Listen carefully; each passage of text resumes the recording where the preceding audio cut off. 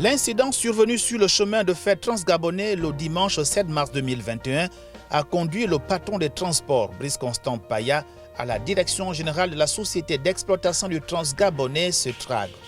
Accueilli à sa descente par le directeur général Christian Magny, qu'accompagnait le secrétaire exécutif et le président de l'autorité de régulation des transports ferroviaires RTF, la délégation s'est dirigée à la salle Boué. Brice Constant Paya est venu s'enquérir de la situation. Mais avant, le ministre des Transports a suivi un exposé sur l'accueil et sécurité à la CETRAG, un rituel auquel sont soumis les usagers. Quelques consignes à respecter pendant vos visites, toujours rester groupés, éviter de s'écarter. Ici à CETRAG, il est strictement interdit. Notamment, il est recommandé de ne pas utiliser les téléphones parce qu'on conseille souvent des distractions pour éviter d'être heurté quand c'est possible. Il est strictement interdit de conduire en téléphonant, quelle que soit l'urgence, pour éviter d'avoir un accident. Ensuite, le ministre a prêté une oreille attentive sur les moyens de lutte contre le coronavirus par l'exploitant du chemin de fer transgabonais. Si lors de votre travail au sein de l'entreprise, vous présentez des symptômes tels que des fièvres, des toux, ce genre de choses, faites-vous signaler pour qu'on puisse vous prendre en charge rapidement. Un tour d'horizon de l'actualité marqué par le déraillement du train minéralier, objet principal de la visite du ministre. Le directeur général de la CETRAG a fait le point complet de la situation à la tutelle des transports. Sur les 106 wagons, donc 16 déraillés, couchés, et il y avait côté Njolé et côté Abanga, 15 wagons qui étaient sur rail, mais qui n'ont pas pu être tractés parce que l'attelage du système de raccordement était cassé. Donc il a dû abandonner à partir de son 3e wagon. Et ces 16 wagons, ces 15 wagons étaient dégagés ce matin. Du côté Njolé, 11 wagons étaient déraillés, avec le dernier wagon avec un essieu au sol, bogie étant l'ensemble du système d'entraînement, et sur chaque bogie il y a deux essieux. Donc un essieu, vous verrez tout à l'heure l'image, un essieu au sol. Et donc ce matin il a fallu aussi mettre en place des moyens pour pouvoir tirer ces wagons-là pour les ramener du côté de la Banga. Brice Constant Paya, le ministre des Transports, avait besoin de toutes ces informations afin de s'assurer de la reprise du trafic ferroviaire. Pour l'heure, ce qui urge, c'est effectivement de rétablir le trafic. Et donc je suis heureux d'entendre, c'est d'ailleurs le sens de ma visite. C'est déjà regarder par moi-même l'étendue des dégâts, mais c'est surtout nous assurer que les travaux dont vous avez annoncé le démarrage sont effectifs et que dans les meilleurs délais, nous pourrons vraiment faire en sorte que les trains repartent, qu'ils circulent dans les deux sens. Vêtu maintenant des équipements de sécurité, Brice Constant Paya a visité le centre de gestion des trains en abrégé CGC. Ici, il s'est imprégné du déroulement du trafic ferroviaire, c'est-à-dire du flux des trains sur le rail, présenté par le directeur du trafic, Ludovic Meignet. Voilà la représentation en fait au niveau du pays de tous nos trains. Et comme vous voyez sur le pays de Véno à Franceville, vous voyez comment la répartition des gares. La répartition des gares, par exemple, au Véno et Sassa. Si vous regardez par exemple le cas de la gare d'Orient, le train en jaune, ça veut dire que c'est un train en principe qui devrait bouger, qui devrait être en circulation. Brice Constant Paya, le ministre des Transports, quitte le siège de la CETRAG. Direction la salle VIP de la gare d'Ovendo.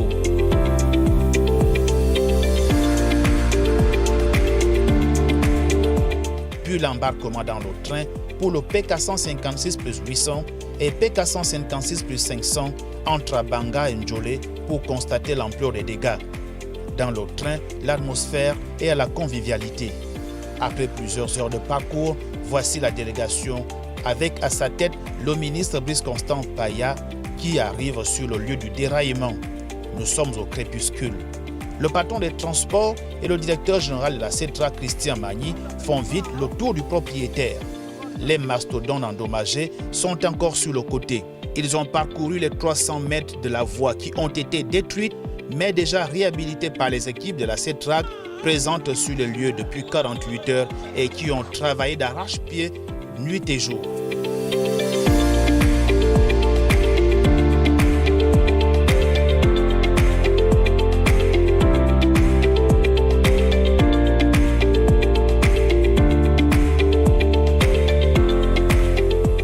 Brice Constant Paya est satisfait du travail.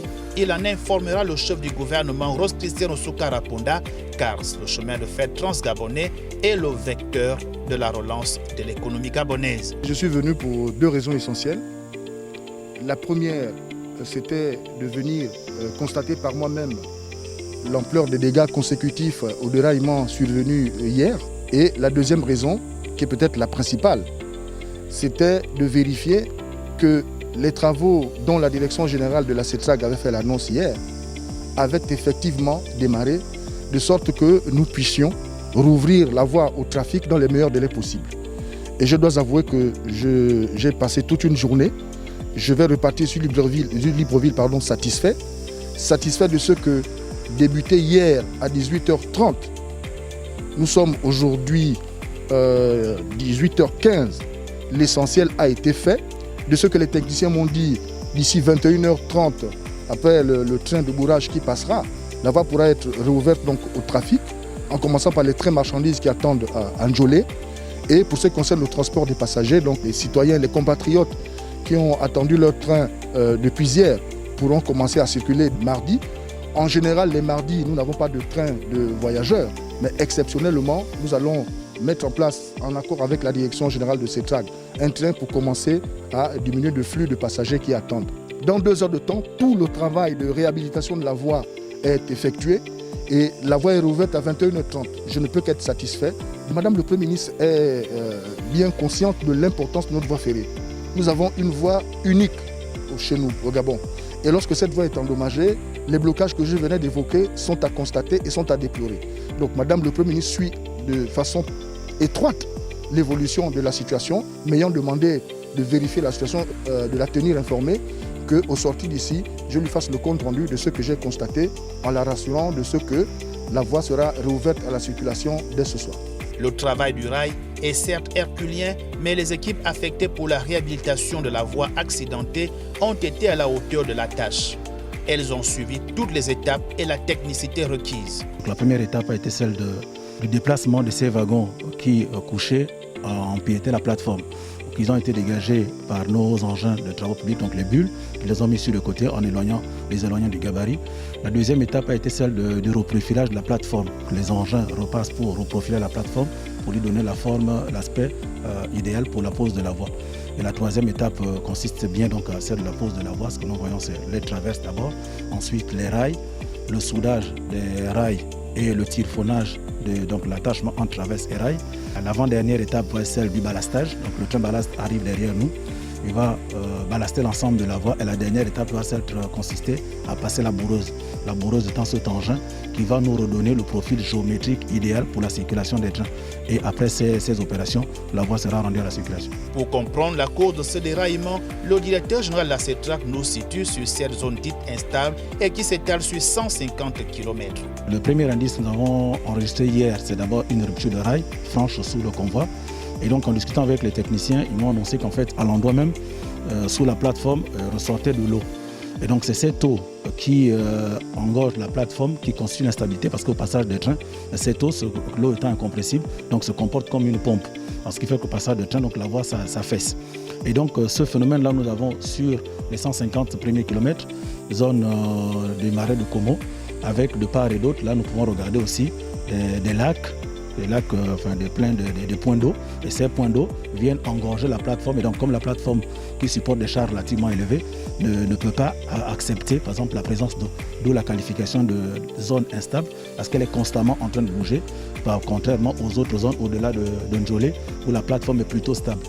Les wagons endommagés vont être récupérés puis étudiés en atelier pour leur mise en service future.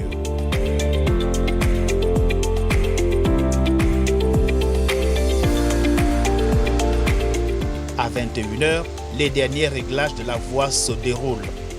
D'abord par le versement de ballast, et cette puissante machine vient donner à la voie ferrée son profil définitif nécessaire pour le passage des trains.